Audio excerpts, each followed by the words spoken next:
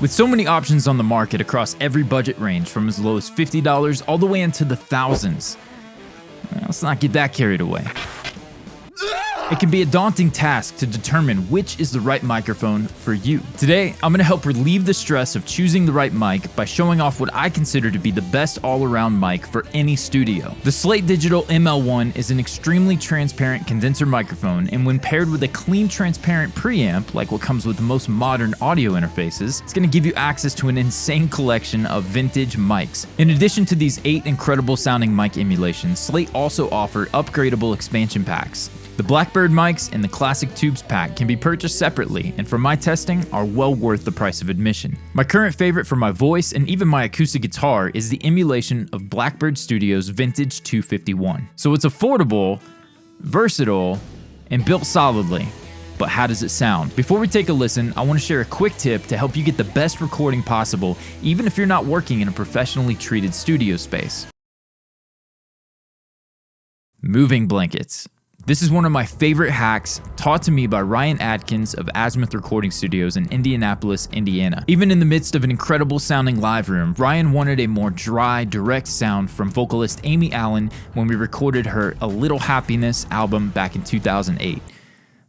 It's really been that long. I watched as he took 3 mic stands and put them in the shape of a T. He then draped these thick moving blankets over each stand and built a simple poor man's booth right there in the middle of the live room. The results were shockingly effective, and today I'm going to show you how even in a hotel room, or in my case, an Airbnb bedroom, there's no room for excuses to make great sounding music.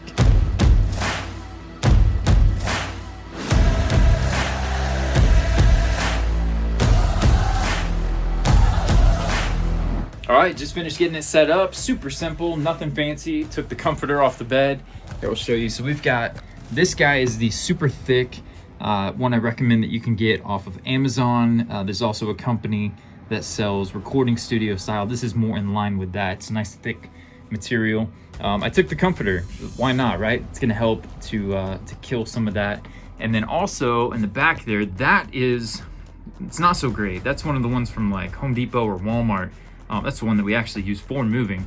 And while not as good as these two, it's still gonna serve a purpose. It's gonna be a little bit of extra back there by the window. And then I've got those blackout movie theater style curtains that we use to keep the kids asleep and for my videos. So I have a plain backdrop whenever I do these at home. So let me come around here. You can see super tight, no excuses, right? We're gonna get some good music happening on this side. And I've got an arm if you had a mic stand.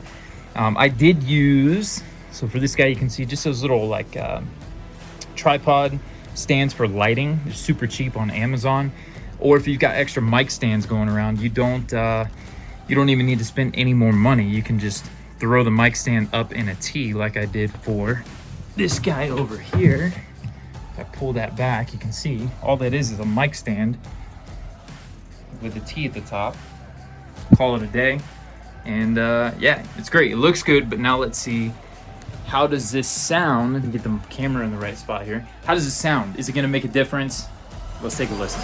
All right, jumping into Pro Tools, we have a super quick example for you with an acoustic guitar and a vocal with and without the moving blankets. Let's take a listen. This acoustic guitar, the exact same mic placement for both, the exact same horrible corner of this room. It's maybe a 12 by 8, just a small bedroom here in this Airbnb we're in. Take a listen. Here is a dry acoustic with no moving blankets treatment.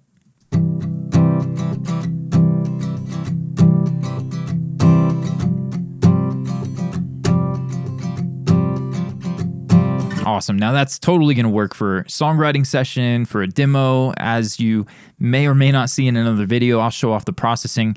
Drop a like. Let me know if you want to see me break down the processing for this little acoustic track, what I'm doing, EQ, compression, saturation, all that good stuff.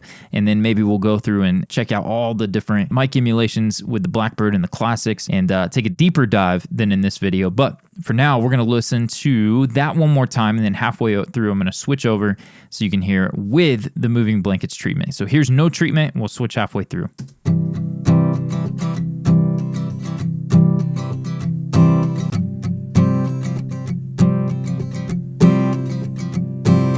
Oh yeah, so much more defined, more focused. You've got more detail. And now I feel like we have something that we can work with in the mix. Let me know though, in the comments below, which one did you prefer? Could you hear the difference?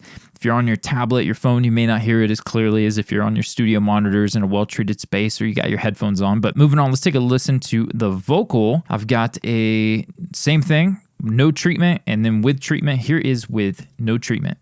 Who breaks the power of sin and darkness, whose love is mighty and so much stronger. Right on, and then halfway through, I'm going to switch over to the moving blankets treatment.